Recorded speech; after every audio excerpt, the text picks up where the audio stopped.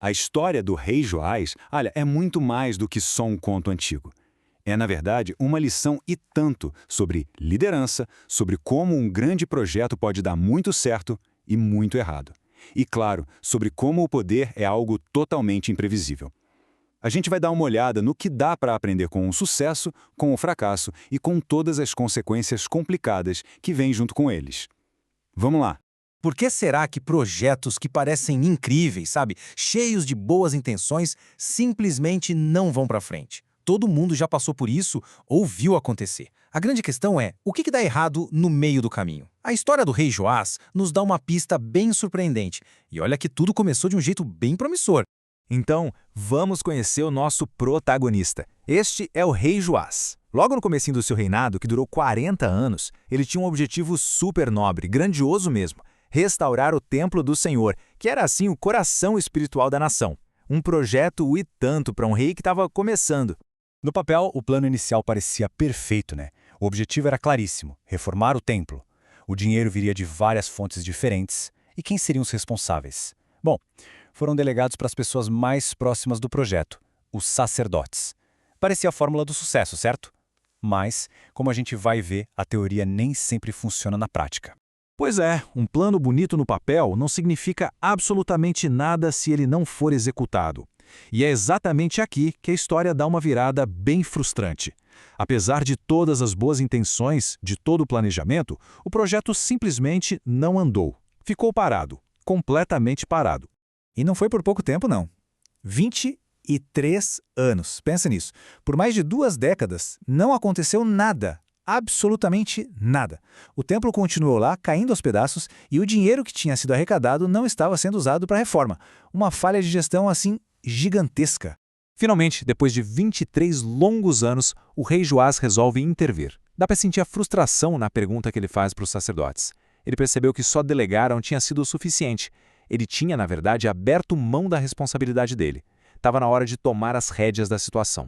E é aqui que a gente vê a grande virada de chave do Joás. Ele deixa de ser um líder passivo e se torna um gerente de projetos ativo e inovador. Ele entende que o problema era o sistema antigo e decide que para consertar as coisas precisava de algo totalmente novo, radicalmente diferente. E a solução dele? O sistema da caixa. Genial de tão simples. Ele tirou os intermediários, centralizou a arrecadação do dinheiro, criou transparência com contagens públicas e, o mais importante, garantiu que a grana fosse direto para quem estava fazendo o trabalho. Com uma única tacada, ele resolveu todas as falhas do sistema anterior. E agora vem a parte mais incrível disso tudo. O novo sistema era tão transparente, tão eficaz, que ele criou um ambiente de confiança total. Não precisava ficar microgerenciando, fazendo auditoria, porque o próprio sistema incentivava a honestidade. A lição aqui é poderosa. Um bom processo não só gera resultado, ele pode construir uma cultura de integridade.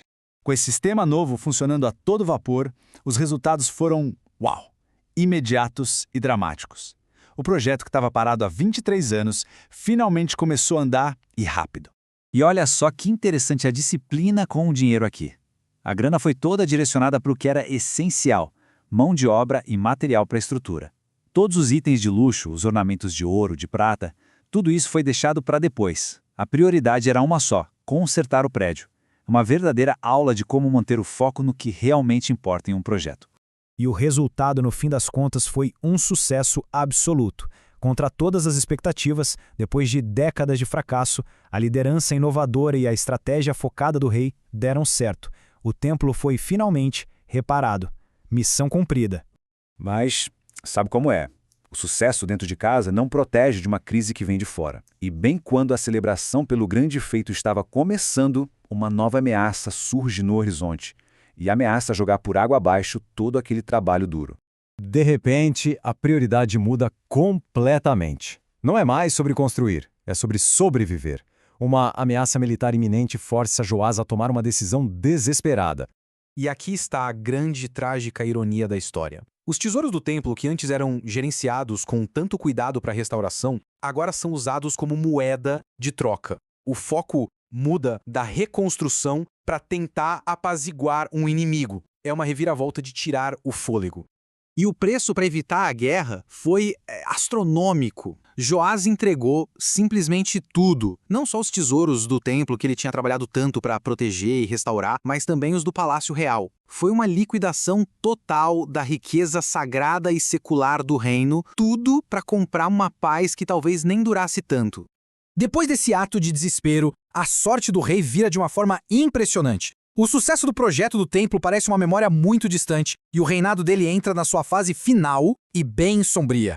Se a gente olhar a jornada completa do Joás, é um marco dramático, né? Um longo período de estagnação, depois um momento de sucesso incrível e então uma queda rápida que termina em tragédia no final dos seus 40 anos de reinado. A vitória foi gigante, mas a queda foi ainda mais rápida e brutal.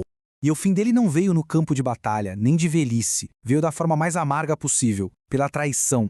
Os próprios oficiais do Joás, as pessoas do seu círculo mais próximo, conspiraram contra ele e o assassinaram. Um final brutal, chocante, para um rei que por um tempo conseguiu realizar algo tão grande. E tudo isso nos deixa com essa pergunta que é fundamental. A história de Joás mostra que uma grande vitória, como restaurar um templo, não é garantia de um legado seguro. Ter sucesso numa área não protege um líder do fracasso em outras. Então, o que define o legado de alguém, afinal? O grande projeto que essa pessoa construiu ou a forma trágica como tudo terminou? Talvez a resposta seja que as duas coisas fazem parte da história, e essa seja a lição mais importante de todas.